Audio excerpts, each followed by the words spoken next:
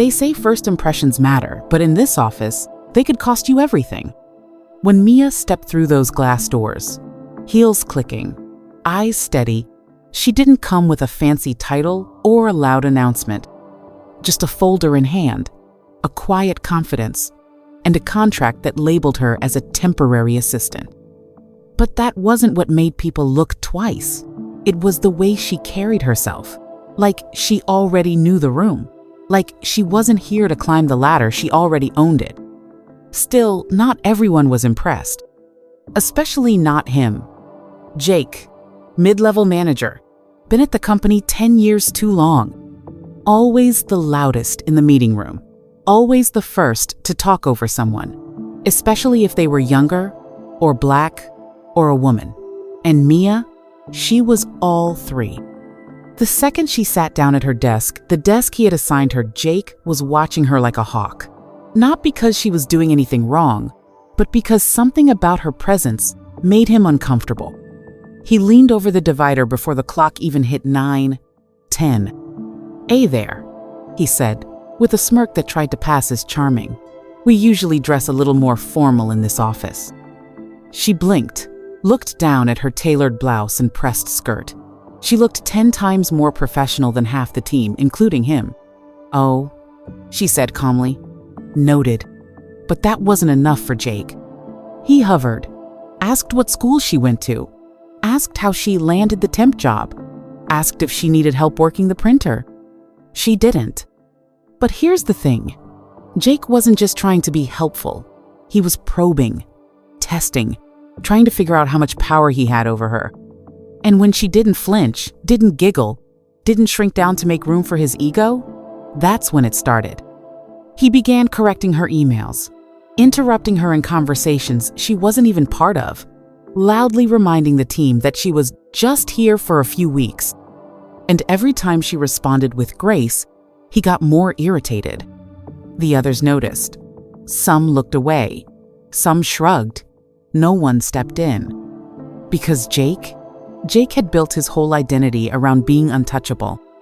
But what he didn't know was that this woman, this so-called temp, he thought he could intimidate, was actually the one person who could take everything from him.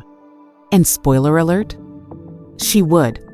By her second week, it was obvious Jake wasn't just a problem, he was the problem. He started correcting Mia in meetings, even when she wasn't wrong. He'd interrupt her mid-sentence with a smug, "Actually," and then proceed to say the exact same thing she just said, louder, so people would hear him instead. The team started to notice. You could see it in the glances exchanged across the table, in the uncomfortable silences after Jake's interruptions. But no one said anything. Not to Jake, and definitely not to Mia. Because here's the unspoken rule in too many offices. Don't rock the boat, especially when the guy steering it is the one who signs your timesheet. One afternoon, during a staff update, Mia presented a polished draft of a quarterly report.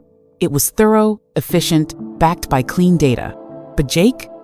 He skimmed the first page and chuckled in front of the team. "Looks like someone's been watching too many TED Talks," he said. "Let's stick to how we really do things here."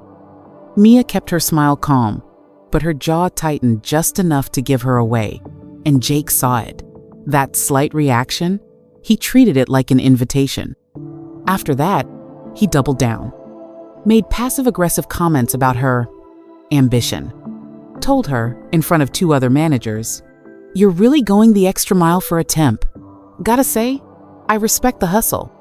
When she emailed him a project status update, he replied to the entire department with corrections that weren't even real just to make her look inexperienced.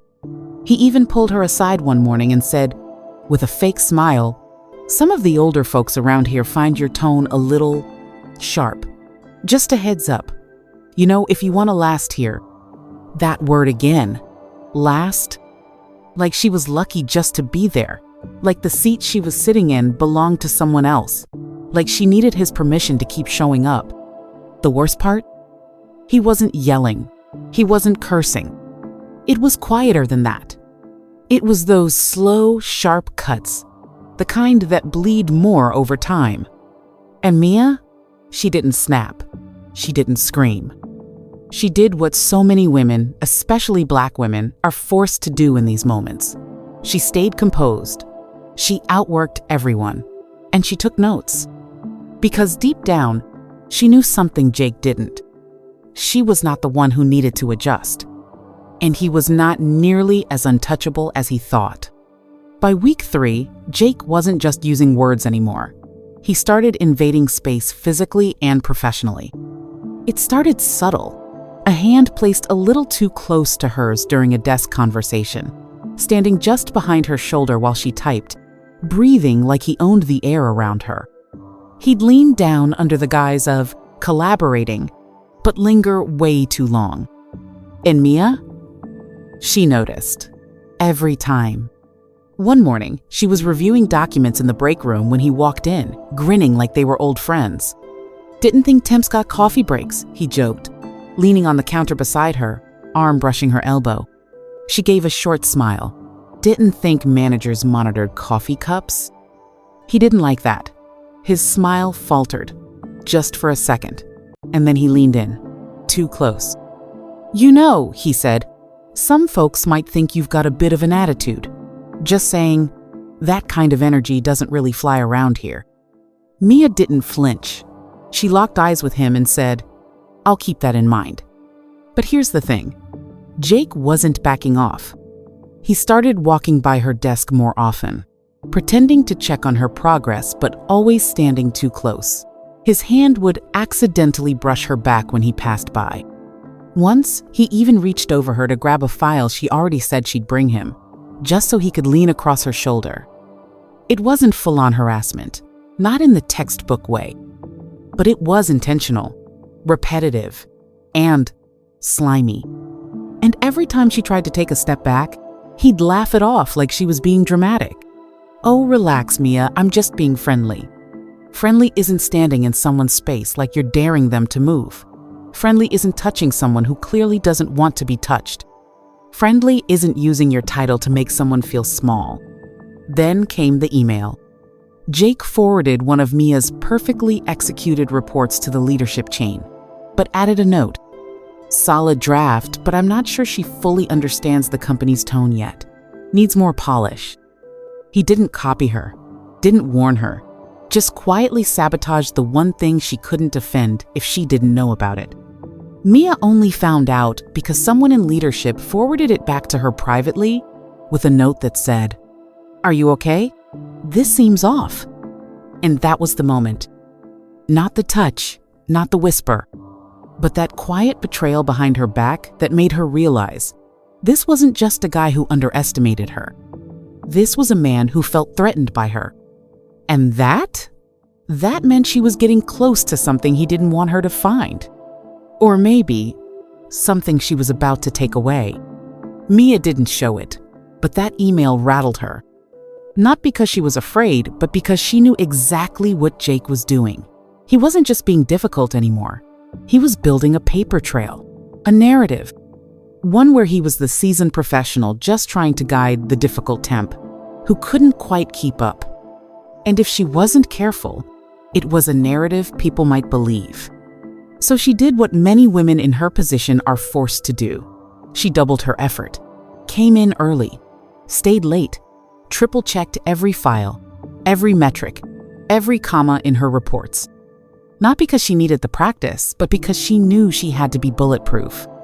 But here's the thing. The more she outshined him, the harder he pushed. Jake couldn't stand the fact that she was getting noticed, not for being loud, not for playing politics, but for just being excellent. He started copying the director on emails she sent to him, nitpicking her sentence structure. He'd casually throw out comments in meetings like, "Well, Mia's new, so of course this will take some adjustment." One day, during a team presentation, Mia spoke up with a well-researched insight about a lagging client account. The room nodded. People were engaged. Then Jake jumped in, loud, dismissive. "Well, that's one way to look at it," he said, chuckling. "But we've been handling that client for years. Let's stick to what we know works." Mia stared at him, calmly. "I thought the point of this meeting was to explore solutions, not just repeat history." A few people smirked. Someone even coughed to hide a laugh. But Jake? He was fuming. After the meeting, he pulled her aside. The hallway was empty. The tone wasn't friendly. "If you want to last more than a couple weeks here, I suggest you learn when to keep your ideas to yourself," he said through clenched teeth. "This isn't a college debate club." Mia took a breath, counted to 3, and replied, "Good to know. Maybe next time you should take notes." He stormed off, but she knew what was coming. Later that day, she got a message from HR. A vague concern had been raised about her communication style. No details, just enough to let her know someone was watching. She smiled, not because she liked it, but because it confirmed what she suspected all along. Jake wasn't just insecure, he was scared. Scared that someone he dismissed as just a temp was outperforming him, outsmarting him, and possibly outranking him. But he still had no idea how far below her he really was. And very soon, he was going to find out. It happened on a Wednesday, right before lunch. Mia was reviewing a spreadsheet when her inbox pinged. It was a company-wide email from the board of directors marked "Confidential Update" in bold red letters. Everyone in the office got it at the same time. Heads popped up from cubicles like prairie dogs. Keyboards stopped clicking. Jake stepped out of his glass-walled office, holding his coffee like a prop. "What's this all about?" he asked, loud enough for everyone to hear. Mia didn't say a word. The email was brief, just 4 sentences. Effective immediately, the company will be welcoming a new chief executive officer. The board has unanimously approved the transition in leadership and looks forward to a new era of accountability, inclusion, and innovation. More details to come at the afternoon staff briefing. Please be advised that this change is permanent. People were whispering. Who was it? Someone internal? Was it that consultant from out of state? Could it be one of the VPs from the Chicago office? Jake smirked. "Hope they're not another one of those culture-first CEOs," he joked, doing air quotes with his fingers. "Last thing we need is more diversity training, slowing us down." Mia's fingers paused on her keyboard. It was subtle, quiet, but something shifted in her. She stood up and walked calmly to the break room. Not a word, not a blink. Jake noticed, watched her leave with that same smug look. "She probably thinks she's about to be promoted," he muttered to someone nearby. Cute. He had no idea. What no one knew, not Jake, not HR, not even the other department heads, was that this temp had never really been a temp at all. Mia's placement was intentional, strategic, arranged by the board after months of vetting behind closed doors. She'd been sent in as an internal observer, not to take orders, but to observe who was giving them and how. They wanted to see how the culture really worked, who rose to the occasion, and who exposed themselves when they thought no one important was watching. And Jake? Jake had been performing from day one. He thought he was making an example out of her. But he was writing his own resignation letter, one smug comment at a time. The afternoon meeting was coming, and so was the storm. The staff meeting was scheduled for 2:00 p.m. sharp. Everyone filed into the main conference room, buzzing with theories and side conversations. Phones were tucked away, suits adjusted. Chairs filled quickly. Jake strutted in last, coffee in hand like always, and slid into the seat closest to the front. He leaned back, arms crossed, smirk fully loaded. "Let's see what kind of suit they dragged in," he whispered to the guy next to him. Probably another corporate clone with a LinkedIn buzzword addiction. The room hushed as the door opened. He turned to look, then froze. In walked Mia, but not as the temp, not in the same business, casual clothes he used to side-eye. This time, she was in command. Blazer sharp, presence sharper. Her stride was clean, calm, like she'd been here 1,000 times before, because she had, just not in this way. Jake's smirk melted into confusion, then panic. Mia took her place at the head of the table, not beside it, not behind anyone, at the head. She looked around the room, taking in the faces. Some shocked, some smiling, some guilty. Then she spoke, and her voice didn't ask for authority. It carried it. "Good afternoon, everyone," she said. "For those of you I haven't met, though I suspect I've met most of you, my name is Mia Harper. As of this morning, I've officially assumed the role of Chief Executive Officer." Dead. Silence. Mia continued, steady. "Over the past few weeks, I've had the rare opportunity to see this company from the inside. Not from the corner office, but from the heart of it. I've listened, I've observed, I've taken notes." Every head turned toward Jake. He stared down at his coffee like it was going to save him. His face was pale. You could almost hear him calculating excuses in his head. Mia turned toward him politely, professionally, and added, "Some of what I've seen has been enlightening, and we'll be addressing those issues directly in the coming days."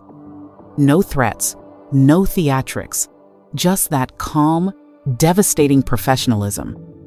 And somehow, that was worse, because she didn't have to raise her voice. She didn't have to point fingers.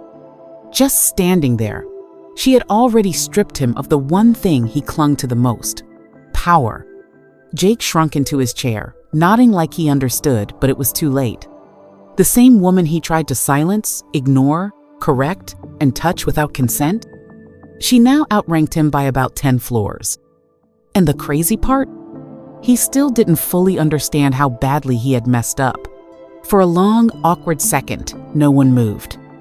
The only sound in the room was the gentle hum of the overhead lights and Jake's shallow breathing. His face had gone from smug to stunned to something closer to sick. You could actually see the realization crash into him. He had played himself. And the worst part? Mia didn't even need to say his name.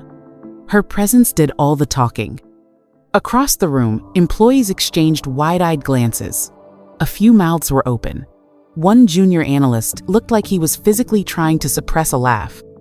You could almost feel the energy shift, like the oxygen had been sucked out of Jake's ego and pumped back into everyone else. Because for the first time in weeks, maybe even years, people realized something. He wasn't untouchable anymore. Jake tried to recover. He cleared his throat, forced a smile, and offered a hand clap. "Well, surprise. Welcome aboard, Mia. Or should I say, Miss Harper."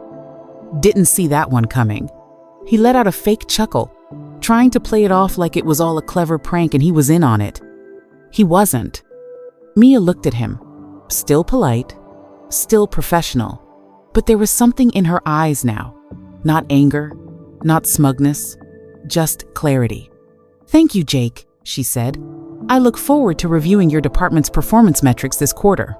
Closely." You could feel the "oh" ripple through the room, even if no one said it out loud. He blinked fast, nodded too quickly, and sank just a little lower into his seat. And then the dominoes started to fall. After the meeting, people began coming forward. Quiet conversations turned into email threads. HR inboxes started filling up. Mia didn't even have to request it. Employees began documenting their own experiences with Jake. Microaggressions, dismissals, inappropriate comments that had been brushed off or buried under fear. Turns out, Mia wasn't the first one he'd targeted, just the last one who'd stay silent. And now, people felt like they had backup. Because when the CEO is willing to listen, really listen, everything changes. Jake? He tried to lay low, claimed he was just joking, that people were taking things too seriously. But the truth was out now. The man who once strutted around the office like a king had been reduced to a whisper in the break room. And Mia? She hadn't even started yet. This was just the introduction. The old Mia, the one Jake thought he knew, might have snapped back, might have tried to get even. But the woman standing at the top now? She didn't need to humiliate anyone. She had power. And power doesn't scream. Power whispers, and then rewrites the rules. Mia didn't fire Jake on the spot. She didn't even call him into her office for a dramatic showdown. That would have made him the center of attention, and he didn't deserve that. Instead, she sent a simple memo to the entire management team. Effective this week, the leadership team will undergo a full audit of department conduct, employee feedback, and policy compliance. All mid-level managers are expected to submit self-evaluations and open office hour availability to hear from direct reports. HR will be monitoring all findings. No names, no finger-pointing, just structure, policy, accountability.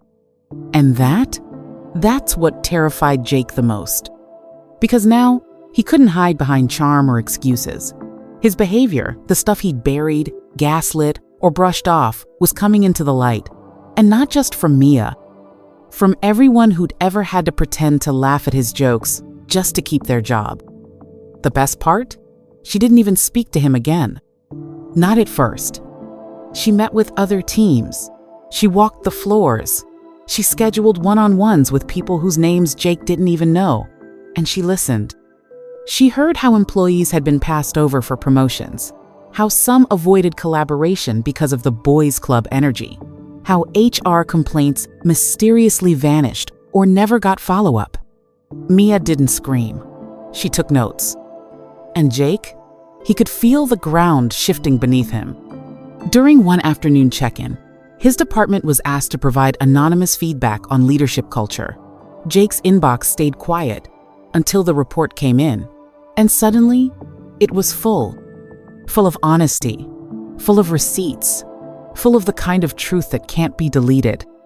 Mia had created a new environment, one where speaking up didn't feel dangerous, where silence wasn't survival. And here's the genius of it all. She didn't sink to his level. She raised the entire standard until he no longer fit. Because people like Jake thrive in chaos, in fear, in hush-hush whispers. But structure? Oversight? A culture of actual respect? He couldn't fake his way through that. Not anymore.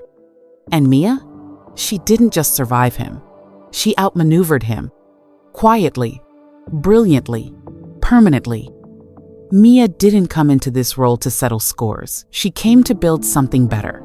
And it started the very next week. She held a town hall meeting, but it didn't feel corporate or stiff. No jargon, no buzzwords. Just her, standing at the front of the room, speaking like someone who had lived through what everyone else had only dared to whisper about. I know what it feels like to be talked over, to be overlooked, to have your value questioned before your ideas are even heard, she said. But this company will no longer reward that kind of behavior. From anyone. And she meant it. The first major change? A completely anonymous reporting system, not handled by internal HR but by an outside accountability firm. No more disappearing complaints. No more silence after someone said, "That's just how he is." Second, she initiated mandatory training, but not the performative kind. These sessions were run by real experts, with lived experience, and they covered power dynamics, microaggressions, and what allyship actually looks like. And if you rolled your eyes or didn't take it seriously, you didn't stay. Third, she reviewed every department for bias in promotions and pay. And guess what? Patterns appeared. The same people kept getting promoted. The same people kept being passed over. Mia didn't just talk about equity, she corrected it. And when it came time to hire new team leads, she didn't just look at resumes. She looked at how people treated others, how they listened, who they uplifted when they didn't think it would benefit them. The change was fast, it was sharp, and it was deeply felt. Employees who had once felt invisible started speaking up. Younger staff started offering ideas in meetings without fear of being shut down. And the whispers, the ones about bad managers, shady behavior, uncomfortable silences, turned into conversations. Mia had shifted the energy of the whole building. And Jake? He kept his head down, showing up in suits that didn't seem to fit quite right anymore. The confidence was gone. The jokes? Gone. That smirk? Buried. He was still technically there, but in every way that mattered, he had already been replaced. Because Mia hadn't just changed a few policies, she changed the entire tone of the company. From fear to respect. From silence to truth. From gatekeeping to growth. And she did it without raising her voice once. By the time the next quarter rolled around, the company looked completely different. New ideas were flowing. The energy felt lighter, safer, more honest. And people weren't just surviving, they were finally showing up as themselves. Mia had done something rare. She didn't just rise to the top. She changed what the top meant. But let's go back just for a second. Back to that first day, when she walked in with no title, no spotlight, just a folder and a quiet sense of purpose. Jake saw her and made a decision. A fast, ugly one. That she wasn't worth respecting. That she was beneath him. That because she didn't come in swinging a job title, he could get away with anything. And that's where he lost. Because he assumed power looks a certain way. But real power? It doesn't always announce itself. Sometimes it waits, watches, learns. And when it moves, it doesn't make noise. It makes change. The lesson here isn't just about Mia, or Jake, or one office. It's about what happens when people think the rules don't apply to them. When they confuse their position with their worth. When they think silence means submission and kindness means weakness. It's about how many brilliant women, especially Black women, walk into rooms every day already being judged before they speak. And how many of them carry the full weight of proving themselves twice as much just to get half the credit. But sometimes, the person you think is just a temp is the one writing your future. So the next time you're tempted to judge someone based on their title, their clothes, their voice, their presence, ask yourself one thing. What if they're already in charge, and you just don't know it yet? If this story hits you in the gut, if you've ever been overlooked, underestimated, or told to stay in your lane, drop a comment below. Tell us your story, because this channel is for you. Like, share, and subscribe for more real stories that flip the script and give power back to the people who've earned it. We see you, and we've got more coming.